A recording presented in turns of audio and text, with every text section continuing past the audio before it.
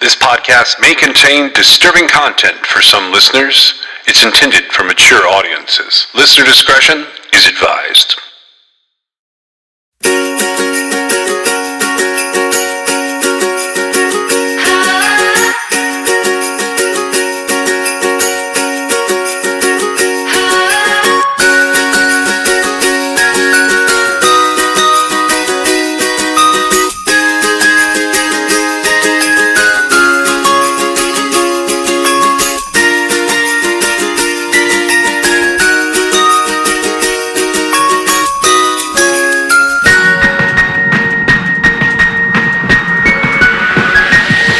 We wish you a Merry Christmas. We wish you a Merry Christmas. We wish you a Merry Christmas and a Happy New Year. We wish you a Merry Christmas and a Happy New Year. This is True Crime XS Christmas.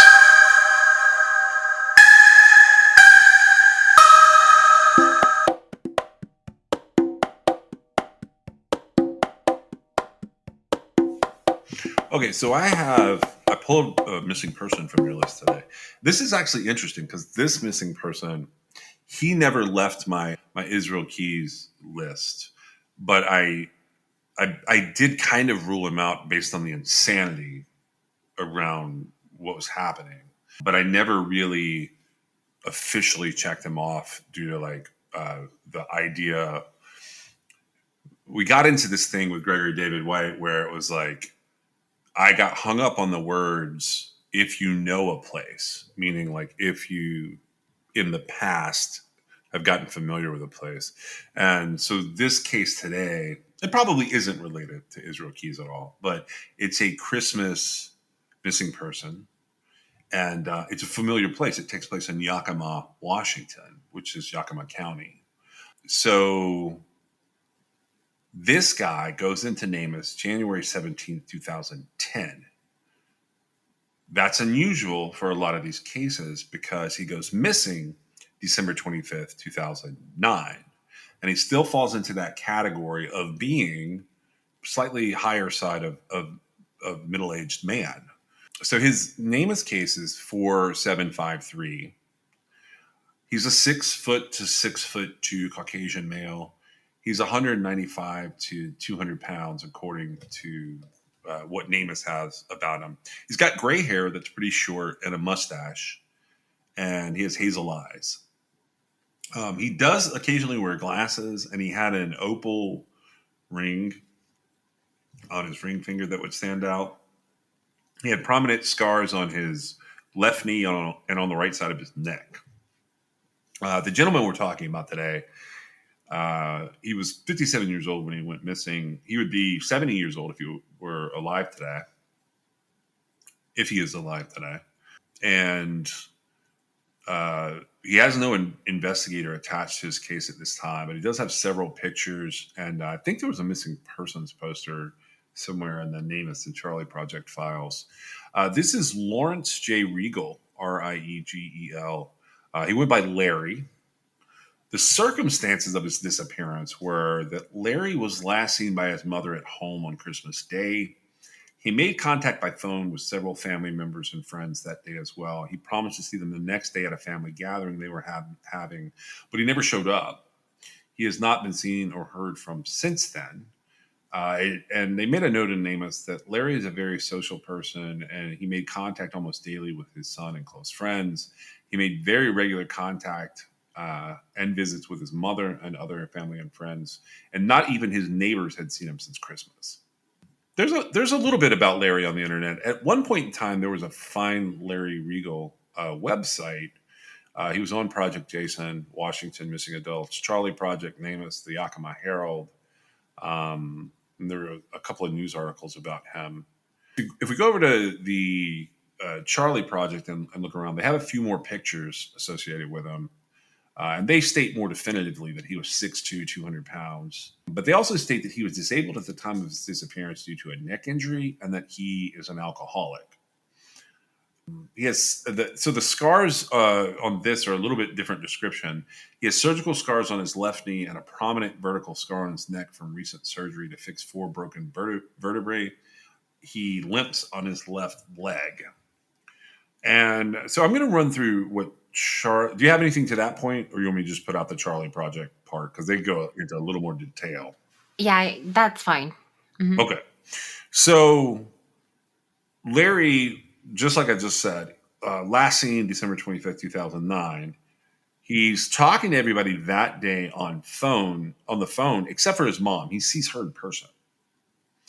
This is where he promises to attend a family gathering. Now, where Charlie Project expands on the nameless description is this.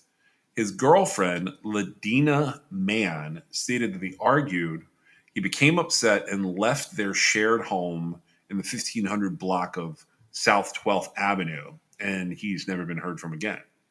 Larry worked as a contract pilot for Cub Crafters, but because of the recent neck surgery he had, his pilot's license had been suspended. He had lived in Yakima his whole life, and he frequented several area bars, and that included Max's Boomers, the Old Town Pump, and the James Gang Tavern. None of his bank accounts have been used. His phone has not been used. One of the problems that authorities had here was that Ladina Mann used his EBT card several times in the weeks after he vanished and spent around $1,500 in public assistance money. EBT card is an electronic benefits transfer card. It could be food stamps. It could be disability benefits short term. It could be welfare benefits of some kind. There's several different things that could be on an EBT card in Washington State. She also filled out an EBT card eligibility form because if you're on these benefits short term, sometimes you have to certify the benefits each month. And so I don't know if they're stating specifically that it's an eligibility form or that it's the certification of benefits. But ultimately, she stated that Larry still lived with her, although he'd been missing for 2 months by the time she's doing this eligibility. So she gets charged with welfare fraud. She gets charged with perjury, and she gets charged with false verification. But because of this whole situation, the charges are ultimately dismissed. She has to repay the money, and she completes a diversion program, but she doesn't end up with a criminal record because of this. In a media interview after her arrest, Ladina stated that Regal had a drinking problem and claimed that he had assaulted her the night that he disappeared. She attempted to file a police report about the alleged domestic violence incident on January 10, 2010, but this is a few weeks after Larry had disappeared. She had no injuries and there were no witnesses beside herself, so the police said there wasn't enough evidence to bring a case. Ladina has claimed that Larry contacted several people, including his boss for Cub Crafters, in the months after his disappearance, and she believes that he's alive and his family is aware of his whereabouts. She speculated that he was either in Idaho or Montana at the time. She is considered a person of interest in Larry's disappearance, but foul play is suspected in this case as it's out of character for him to leave without warning. And as of right this second, his case remains unsolved. Right. And so at the time he disappeared, like you said, he was 57 years old, right? And that it's on the edge, but he would still be considered invulnerable. But one of the things that I always take into consideration is what the sort of characteristics in my mind of what are they invulnerable to. Right. And I would say that my whole like middle-aged man can take care of themselves situation, I feel like they all have a soft underbelly for anybody that could have direct contact with them.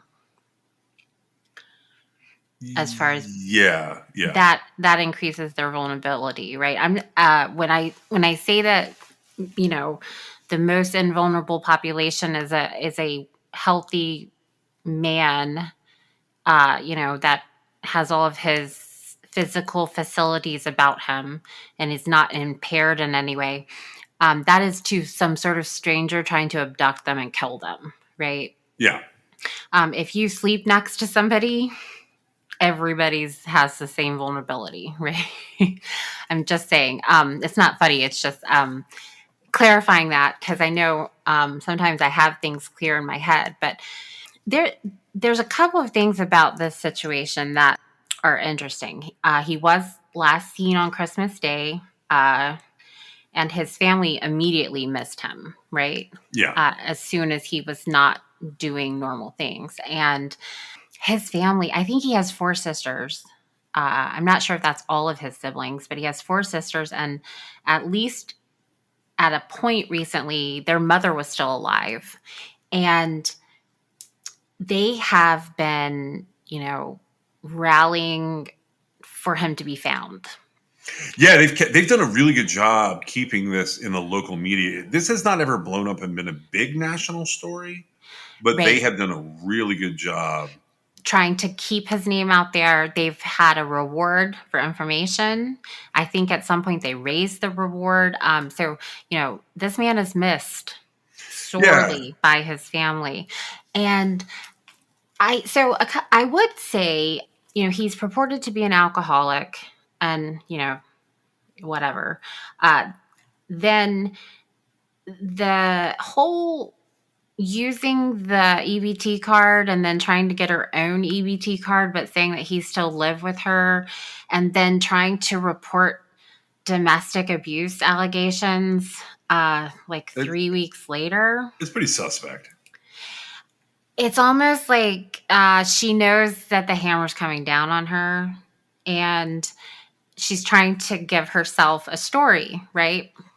I would tend to agree with what you're saying there. Yeah. Without those extra steps, like, for example, if she called the police the night of it happened, right? Because she was saying that they got in, let's see, she claimed he assaulted her on the night he disappeared, right? Yeah. And so if she had called the police then, and like that had been documented somehow and he had actually left, right? That would be one thing. The problem is her one-sided story. It doesn't support what everybody else is saying, which, while he may have left her, he wasn't going to leave everybody in his life. No, so he's real active in their family. And as of 2019, the family actually put a billboard up for in Eastern Washington near where he lived. And Cecilia Downey gave several interviews at that time to the Seattle Times, and I think NBC News talked about their efforts and them searching for him. He's definitely missed, and that's around the time I think they took the reward up. So that's 2019. They're still looking for him on the 10-year anniversary. They're not going to stop. You would think at some point that the cops would either charge her and try and make something out of that. You know what I mean? Like, well, and that's sort of, I feel like the fraud was a step in the right direction. You see that a lot of times when there's questionable circumstances that, like, while they can't, like, because they haven't found his body, they can't say for certain he's dead and he was murdered. But they have described it as a death investigation in their search warrants. Did you notice that that starts happening around 2016 when they start searching in houses? Right. And so here's the thing. Right off the bat, my understanding of this case is that she lived with him, right? His live-in girlfriend doesn't report him missing. They go and they start thinking and trying to figure it out. And, it's not long. And they're like, well, his mom saw him on Christmas Day. And then, like, his son didn't hear from him. And it's like very quickly something's wrong, except not from her. Right. Okay. And while he might have been done with her he wasn't going to be done with his mom. He wasn't going to be done with his son. And whatever happened, it's weird because it's like a whole thing to get rid of the 6 foot tall man, right? Oh yeah. And I don't know. I mean, I've seen his girlfriend's picture, and that it makes me think that I don't feel like she could have done it all by herself. I don't know. Yeah, so the family had a farm, and the farm was being rented out. And from what I read, there's some indication that potentially the farm, because they don't live there, but they had lived there.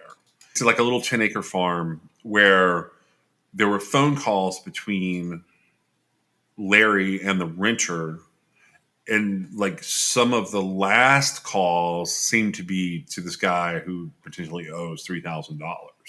And then I wondered if like maybe there's not some kind of collusion between two parties related to this. They did say it will be easy to find Larry because that neck surgery is so recent that it would be obvious if you were to find like his vertebrae intact. Did you read that? Do what now?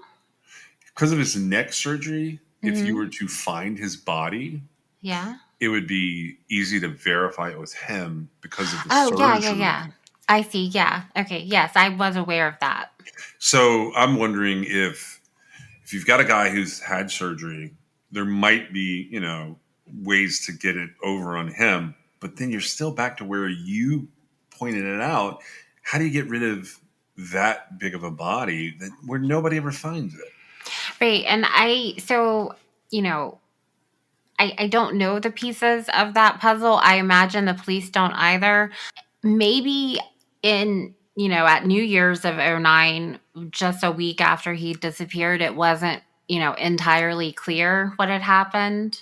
Yeah. I feel like now, though, looking back, 100%,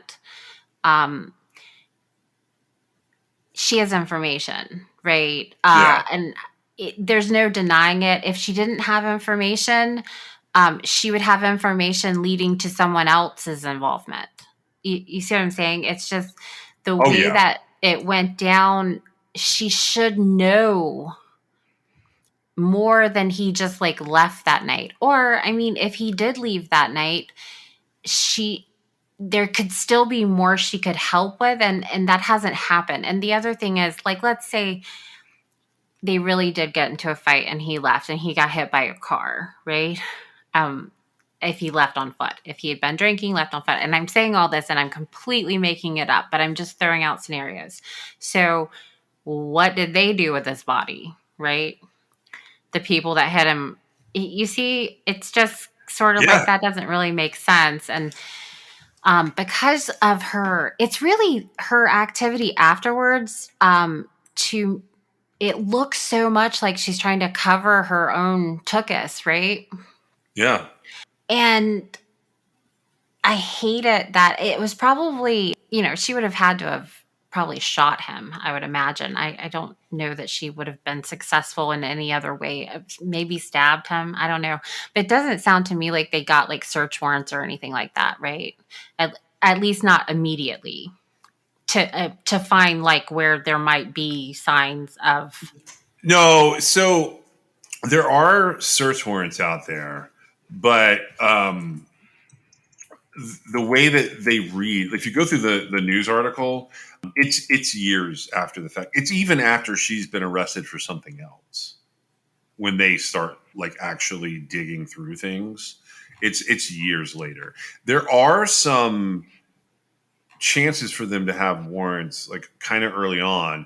Somewhere in the middle of it all, they had cadaver dogs go, but I think even that's 3 or 4 years later. And at that point, it's too late, right? Yeah, July 2013 is when they put the cadaver dog. Well, yeah, it's too late. Okay. If there's human remains around, it's not too late. But for cadaver dogs to find it. But you're right, in terms of evidence at that point in time of the actual acts surrounding his disappearance in 2009, you're 3.5 years too late. And that's really that's when the evidence that would be needed to now have this, now have charges against the person last seen with the person, that's when that evidence would have needed to have been gathered, right? Yeah, I And think so. you've got a situation where his family has put out a reward for information. And if anybody knew anything, they absolutely would have come forward. And you have to think in cases like that, it doesn't always apply. But, who's going to know something? Well, it's only going to be the person who did it and the person who immediately assisted her, right? Yeah. And there's going to be some leverage there. While I say like people always talk, I have a feeling something's going on that might prevent that from happening. I don't know what it might be, but it probably goes along the lines with like whatever reasoning they had for killing this guy, right? Yeah, I'm sure it's like The other thing is, it's interesting because who, like, let's say that if my husband really did like walk out the door one night and not come back, the very last thing that I would do would be like, oh, he assaulted me that night and he was an alcoholic, and like I would not like slam him. yeah. If he had legitimately left, I'd be like, where the hell is he? Right? Because you see what I'm saying? Like it's a Oh yeah. weird spin for her to put that on him. It's almost like she's saying, well, he was just, bad, right? Well, who does that to somebody that's missing? Unless you're trying to skew it. That's just my opinion. I'm with you on it. I mean, Whenever the very first thing out of a significant other's mouth is bad about the missing person, you have to question that motive, I think. I would think so. So I saw that. Okay, this is interesting to me. There were multiple persons of interest in this case. So I'll just say this as sort of the end of it from my perspective, because I don't know that I could talk about this all day long. He fits a lot of things that you and I have talked about over the years. Ultimately, the tenants for the last phone call, I believe, and that puts them, whoever the tenants of the farm are, they become persons of interest as well as Ladina. And I'm not so sure that those two things are individual or together or not, but they're listed. The places that they've searched are related to Ladina. And my thing about guys like him is I don't want them to be forgotten. I had a grandparent who was very similar to Larry, and I don't want them to be forgotten. And anytime somebody says, "Well, he's still alive, he's over there," and blah blah blah, that immediately raises my hackles. Plus, all the things that you just pointed out. I want people like this to be thought of just like everyone else in the world when it comes to these missing persons cases and found. Like that's really what I want out of all of it. And it's Christmas time. This guy had a family who will definitely be missing him this Christmas. Like you said, his sisters, they appear in multiple news articles talking about him. And I can't help but wonder, like, where someone, if Ladina Man did something to him, I don't know where they were like coming from. I think maybe they're disconnected from the world in a way that they don't understand what was going to happen when he went missing. This guy had 75 missed calls the week after Christmas 2009 on his phone. 75 missed phone calls. Right. And just because he got upset with her, he did not cut off everybody in his life. Right. And like, in fact, if you were to cut your significant other off, you would be calling your son and your mom and your siblings more if that's what you do, right? Yeah, to let them know where you were and what you're doing. Exactly. And so it's very one-sided, which obviously I feel like anybody that's kind of, enthralled in some sort of weird situation like this, like his girlfriend would find herself, like she's going to be a very one-sided person, right? She's got like probably lots of justifications for, if she were to be honest, why she did what she did. It's just none of them really, are justifications. They're just things that you tell yourself, right? As far as like, oh, well, he was mean to me. He was an alcoholic, whatever, blah, blah, blah. At the end of the day, I don't know what benefit she got out of it. It seems like maybe not much. And I don't know. I would like to think though it was stress of a situation, right? Yeah. That was the result of a snap on her part or whatever. But see, when things like that happen afterwards, when they don't ever come clean about it. Now, yeah, I mean, granted, she's getting away with it if she did it, right? She got away with it so far. But I don't know that when you genuinely like would take something back, that you would be able to keep it in like that because of the damage you're doing to like everybody else in this man's life. Does that make sense? Yeah, you got to be pretty damaged to be able to pull all of that off. And it is from somebody that's really one-sided. Because if something legitimately happened to where it was self-defense or like just accidental or in the heat of passion or the heat of the moment, like that's when you like I feel like have the best chance of leniency when you come clean immediately, right? Yeah. Because while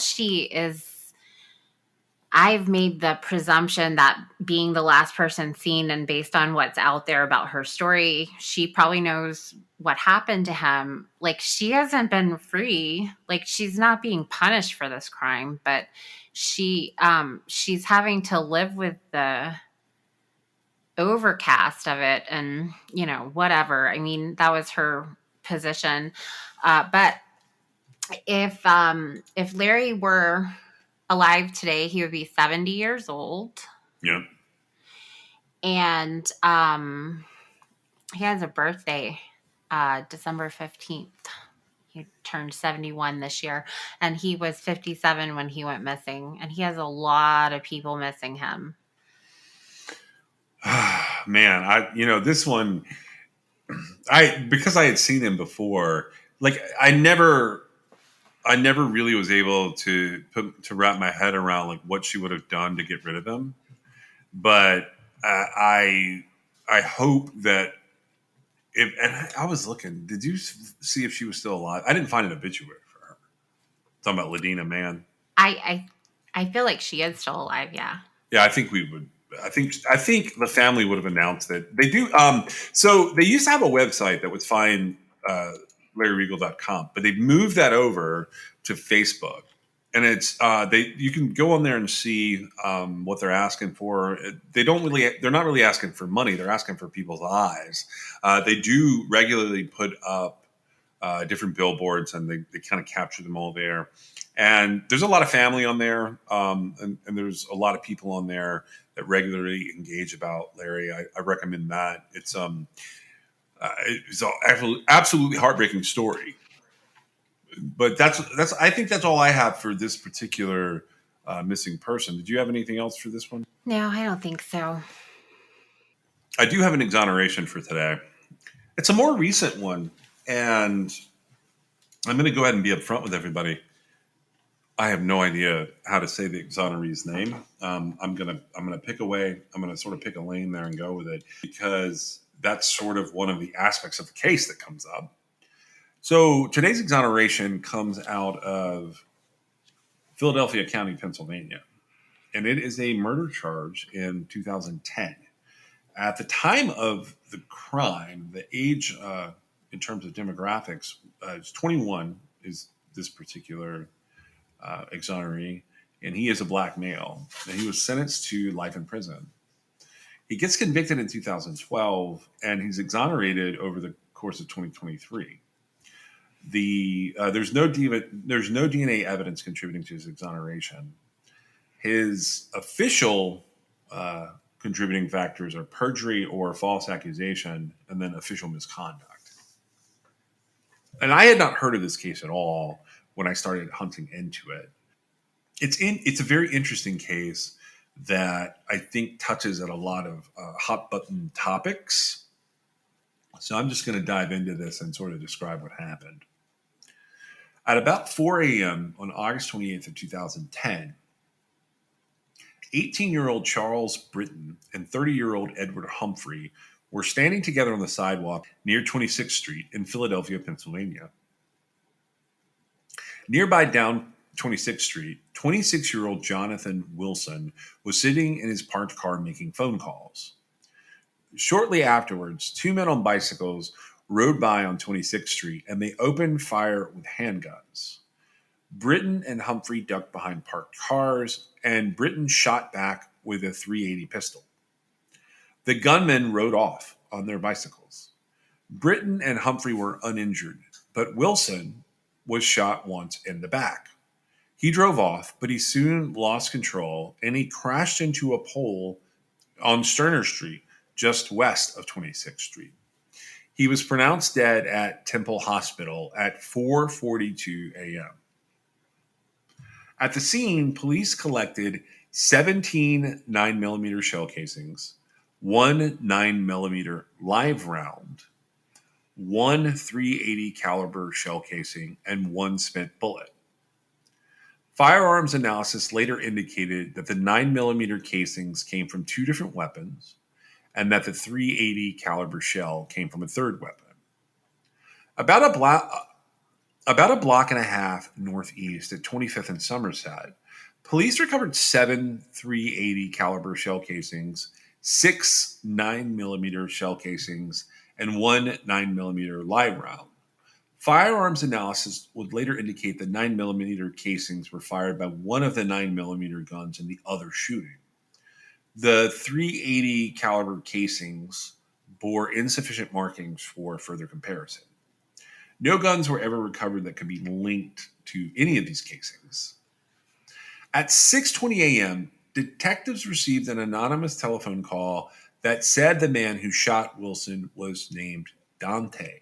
And I'm going to put this in quotes for a second. Dante.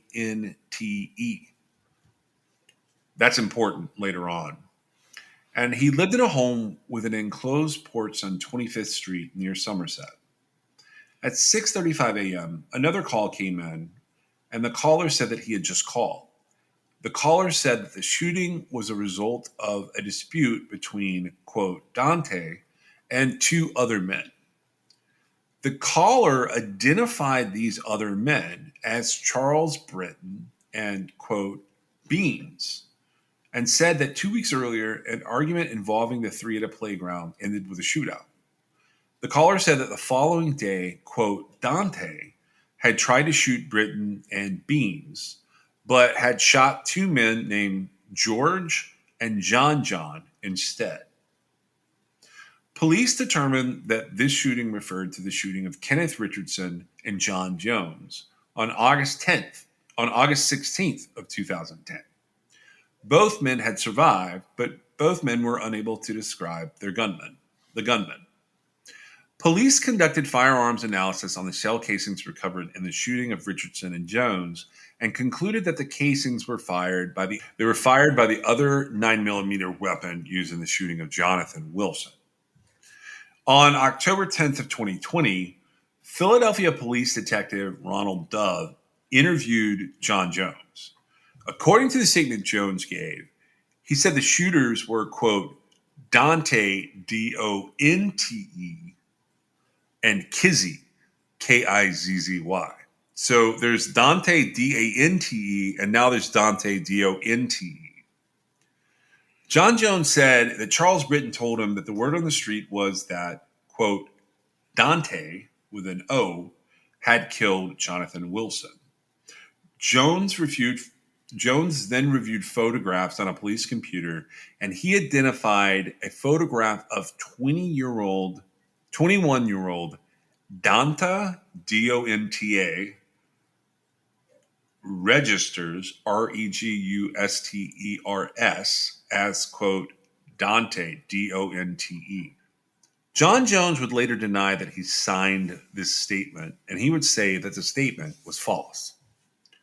On October 12, 2010, Detective Philip Nordo took Charles Britton out of the Philadelphia County Jail where he was being held after having been arrested on October 7th on a drug charge. At the time, Britton was facing multiple charges.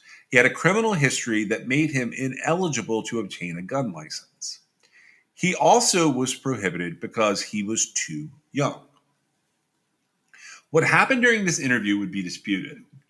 According to Philip Nordo, he said that Britton told him he had fired the .380 caliber gun several times during the shooting that killed Jonathan Wilson.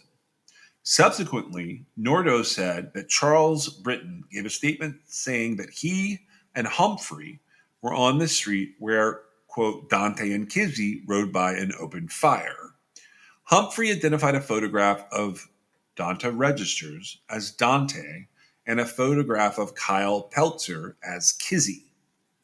On October the 13th of 2010, Detective Nordo interviewed Humphrey, who was living in a drug treatment facility at the time and under state supervision as a result of a robbery conviction.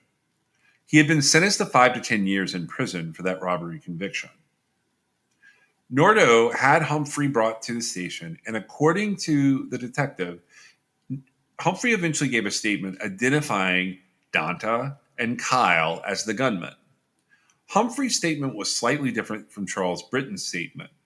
In fact, Humphrey's statement included other details, such as that there were 3 others with Dante Registers and that Dante was on a bike while Kyle Peltzer was on foot. And he said that he had known Dante for about 3 years, but did not know Kyle. Dante and Kyle were arrested on November 4th of 2010.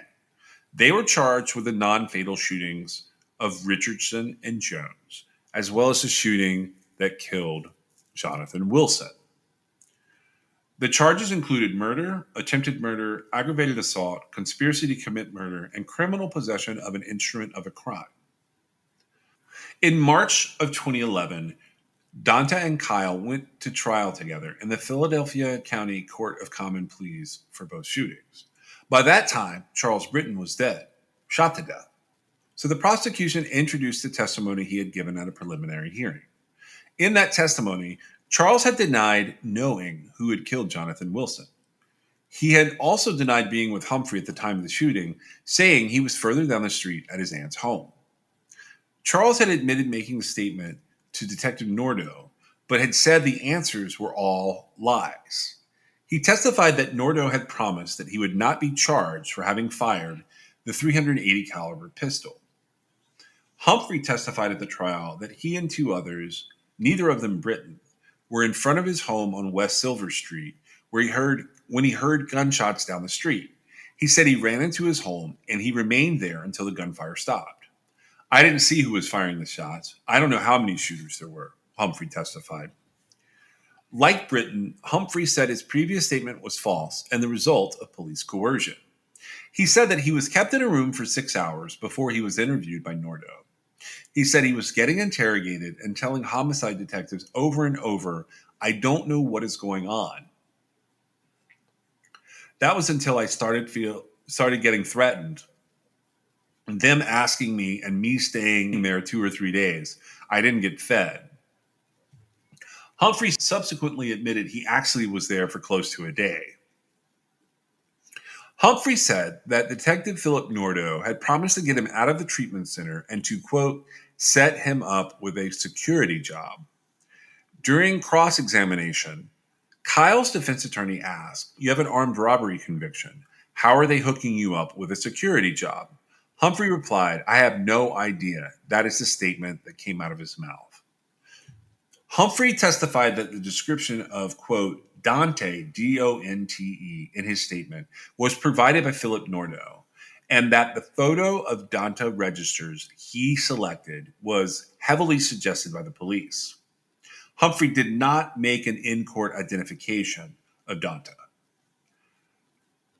When the prosecutor suggested that during a pretrial meeting with Humphrey, Humphrey had mentioned a, quote, no snitching code, Humphrey responded, "I didn't tell you I was familiar with the code.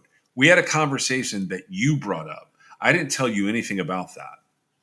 To rebut the recantations by Britton and Humphrey and allow their statements to be admitted into evidence, Detective Nordo was called to testify.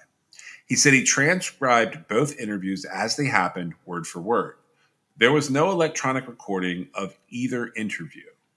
Nordo said that Britton and Humphrey refused to give consent for such recording, although there was no record of such a refusal. Philip Nordo denied threatening Britton or making him any promises. There were no threats or promises made. No, was his answer on the stand. He did admit that he told Britton it was a distinct possibility he could be charged with Jonathan Wilson's murder. I made it clear that the district attorney reviewing this, absolutely, there's a possibility you can be charged with any crime, Nordo had testified. Nordo also denied making any threats or promises to Humphrey and denied he told Humphrey whose photographs to pick out prior to the identification of Kyle and Donta. Asked by the prosecution if it were common for witnesses to, quote, go south after giving a statement, later recanting in court, Nordo said that it was, quote, fairly common. Does it happen in almost every single shooting we do in homicide, the prosecutor asked? It's rare that it don't happen. Let's put it that way, Nordo said. On April 2nd, 2012, the jury acquitted Registers of the shooting of Richardson and Jones, but convicted him of the murder of Jonathan Wilson, the attempted murders and aggravated assault of Britton and Humphrey, conspiracy to commit murder, and criminal possession of a firearm. Kyle was acquitted of all charges, but Registers was sentenced to life in prison. In November 2013, the Pennsylvania Superior Court upheld his convictions and his sentence. The very same month that the Superior Court upheld the convictions, Detective Ronald Dove was fired by the police department for failing to cooperate in an investigation of his girlfriend, Erica Sanchez, who had been charged with the fatal stabbing of her ex-boyfriend. In November 2014, Donta filed a Post-Conviction Relief Act petition seeking a new trial on an array of grounds, including that Ronald Dove had corrupted the case against him. That petition was dismissed, and the dismissal was upheld on appeal in February of 2017. 2 months later, in April of 2017, Ronald Dove was sentenced to 30 days in jail after pleading guilty to helping Sanchez elude arrest and flee from Philadelphia to a hotel room in Rochester, New York. Sanchez ultimately pled guilty to third-degree murder and was sentenced to 5 to 10 years in prison. In November of 2017, Philip Nordo was suspended with intent to dismiss after an investigation showed that he paid a witness in another case. In February of 2019, Philip Nordo was indicted on charges of sexually assaulting witnesses and suspects, including once in an interrogation room. On June 1st of 2022, a jury convicted him of 2 assault charges, as well as obstruction of justice, official oppression, and then he was sentenced to 24 and a half to 49 years in prison. After Philip Nordo's indictment, the CIU of the Philadelphia County District Attorney's Office began reviewing cases. A CIU is a conviction integrity unit. On July 16th of 2021, attorney Craig Cooley filed another Post-Conviction Relief Act petition on behalf of Donta Registers based on misconduct by Nordo in his and other cases. In November of 2022, the CIU interviewed Humphrey, and he reiterated his prior denial of having identified Donta and Kyle. He said that Nordo had promised him a security job and placement in a witness protection program. He said Philip Nordo threatened to max out Humphrey's probation if he didn't cooperate. On June 29th of 2023, Rebecca McDonald, a CIU attorney, filed a response to Donta's petition agreeing that Donta Register's conviction should be vacated because both the prosecution had not disclosed that Philip Nordo had been accused of misconduct in other cases and because Philip Nordo had testified falsely at Donta's trial. On August 18th of 2023, Court of Common Pleas Judge Glenn Bronson vacated Donta's convictions and granted a prosecution motion to dismiss the case. Michael Garmisa, the CIU supervisor, said, following a thorough and comprehensive investigation by the Conviction Integrity Unit, the court today delivered a fair and appropriate response. Once again, Philip Nordo's misconduct and violent crimes, which went unchecked for too long by police and prosecutors, is responsible for re-traumatizing a grieving family and for violating a criminal defendant's constitutional rights. This case, along with the other overturned convictions tied to Detective Nordo, underscore the urgency of meaningful accountability within police departments and prosecutors' offices. Dante was released more than 11 years from the date of his conviction.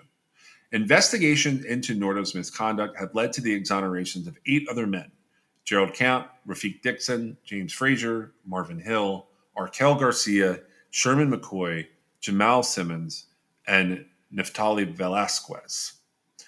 You can find information about this case a couple of different places. If you can figure out how to spell Dante Register's name, the National Registry of Exonerations and the Philadelphia DA's office talk about it in several different places. What did you think of all this? It's not very often where not only do we get this exoneration happening, but we also have the investigator. I don't know which one was the lead, but Nordo basically going to jail, right? So they Yes. kind of switch places, and it's unfortunate because it illustrates this sort of really tainted scenario. I think that's the right word. Yeah. Because basically it just, every single thing he's done is dirty. And there's testimony that they actually quote in the summary here about they always change their testimony in court. And it's between this investigator and the prosecutor during the case, right? During the trial that was happening. And that's ironic that that's there because, was it all really going south or was it really just somebody not going along with his lies, right? Yeah. I don't know. There's a moment of reckoning that happens when it's recognized that a police officer is a criminal.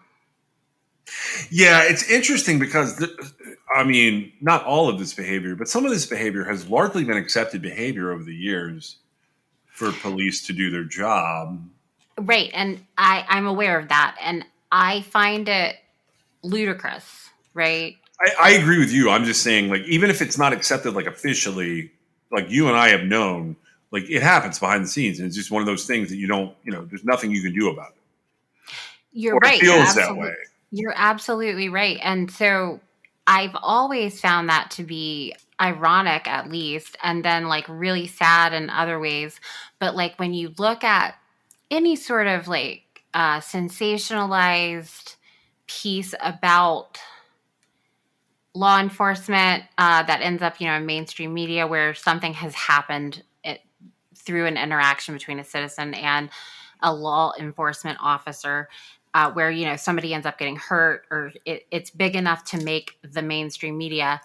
It's always a situation where, to me, it wouldn't have happened that way if the law enforcement officers had remembered that you're a person too. Right. Yeah, that's a really interesting thing. I think there are people who have a lot of trouble compartmentalizing their jobs. And the more stressful the job is in terms of and I think there's some level of being a police detective that can be among the most stressful jobs. I think it's very difficult to do that job without dehumanizing the people on the other side of it. Because if you don't dehumanize them, you find yourself falling into traps. You believe some stories over others. If your bullshit detector is not that great, then it doesn't help you do your job. Does that make sense? It does, but I think you're probably right, but I don't think that that's necessarily what was occurring here. No. I'm saying that's how it comes to be accepted. But that's not this guy's long. If you can go read about Philip Nordo. I'm not covering him here, but and I haven't heard a really good podcast on him yet. But you can just Google Philip Nordo, and I think just court records or appeals.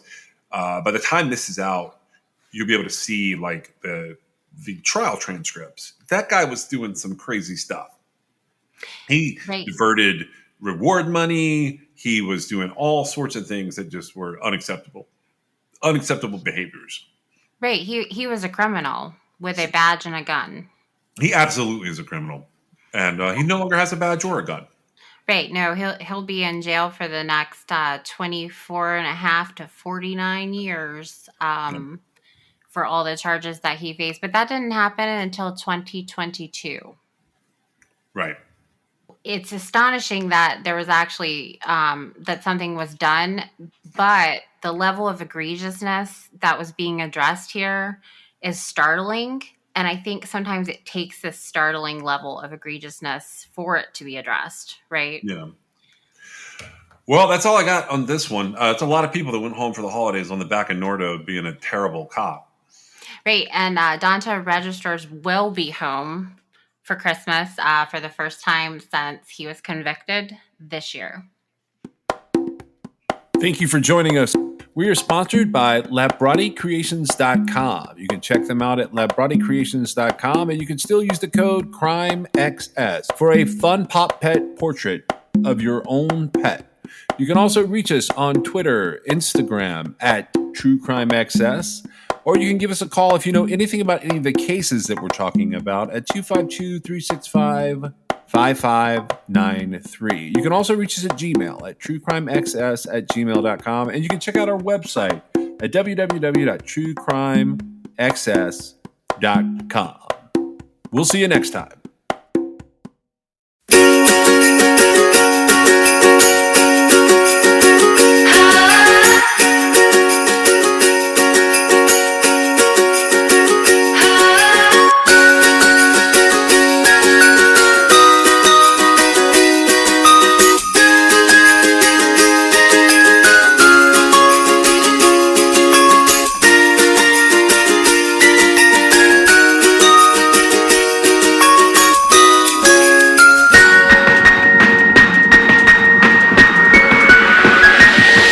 We wish you a Merry Christmas.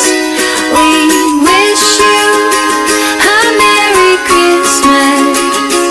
We wish you a Merry Christmas and a Happy New Year. We wish you a Merry Christmas and a Happy New Year. This is True Crime XS Christmas.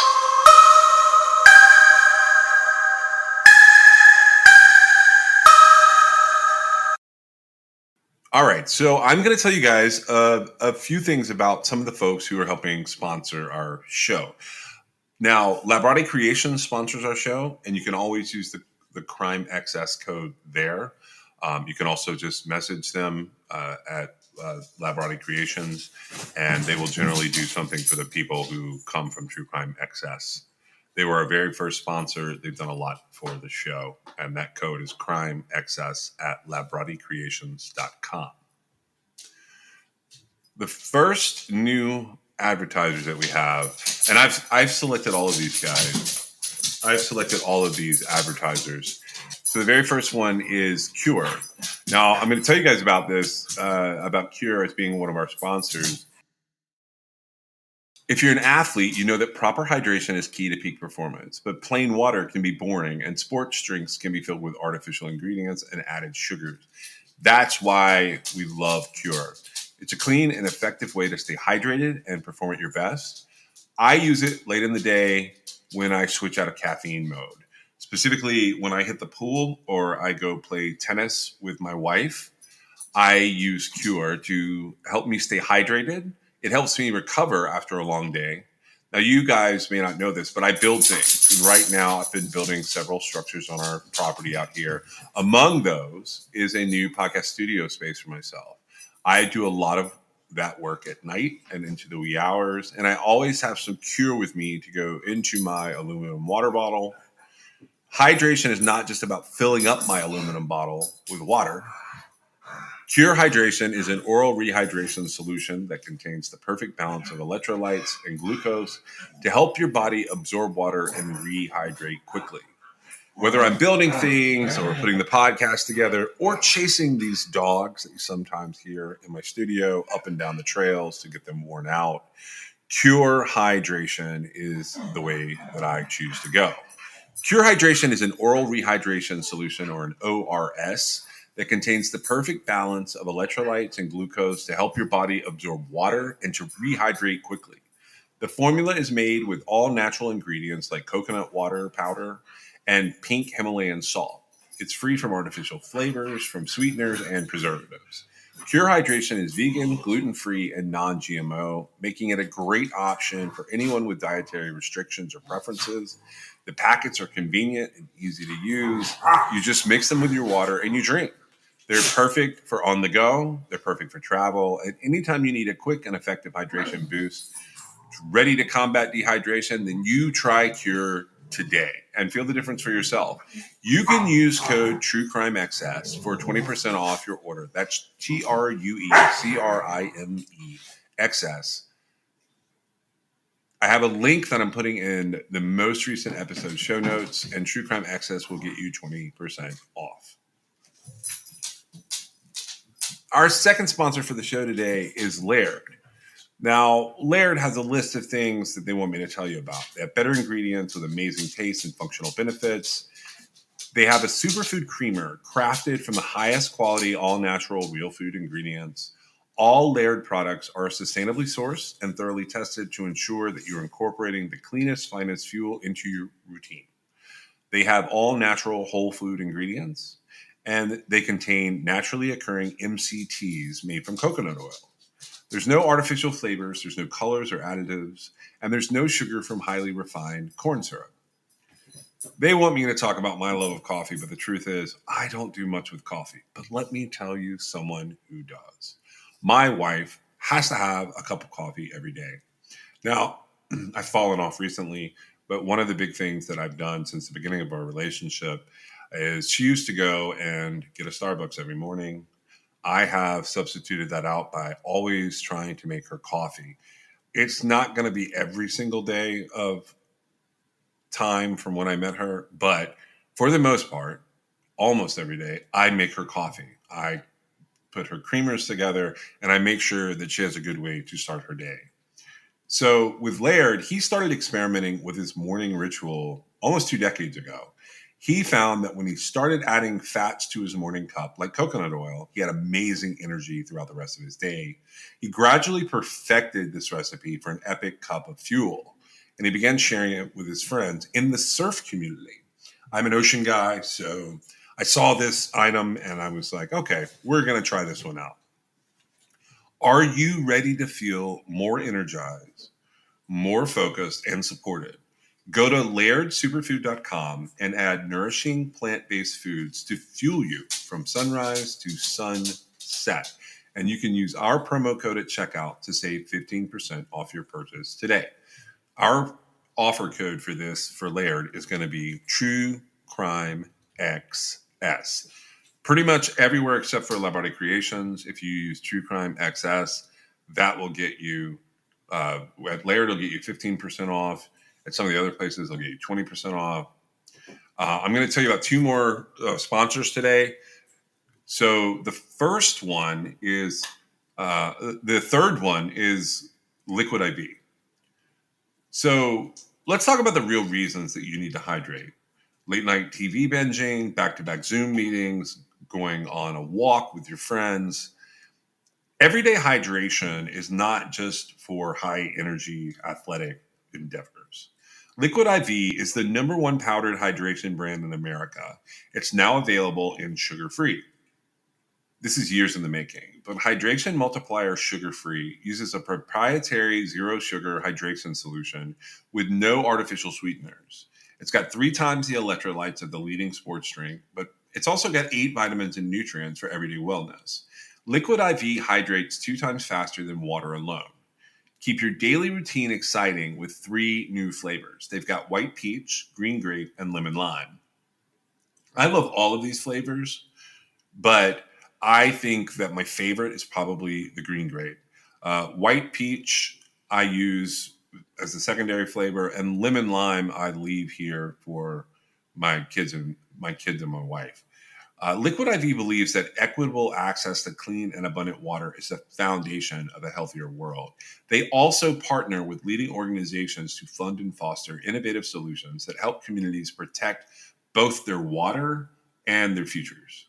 To date, Liquid IV has donated over 39 million servings in 50 plus countries around the world. You can get 20% off when you grab your Liquid IV Hydration Multiplier sugar-free or any other variant at liquidiv.com and use code TrueCrimeXS at checkout. That's 20% off anything you order when you shop Better Hydration today using promo code TrueCrimeXS at liquidiv.com. And the last sponsor I want to tell you about is Zencastr. We are part of Zencastr's creative network. We've been using Zencastr since about midway into our first season.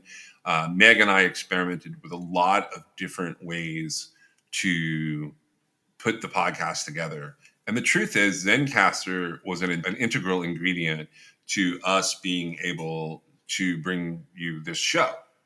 It's so easy. It's now super easy. You can record a podcast with Zencastr. You can log in using your browser and you start recording a high quality podcast right away. You can record studio quality sound and up to 4K video with your guest.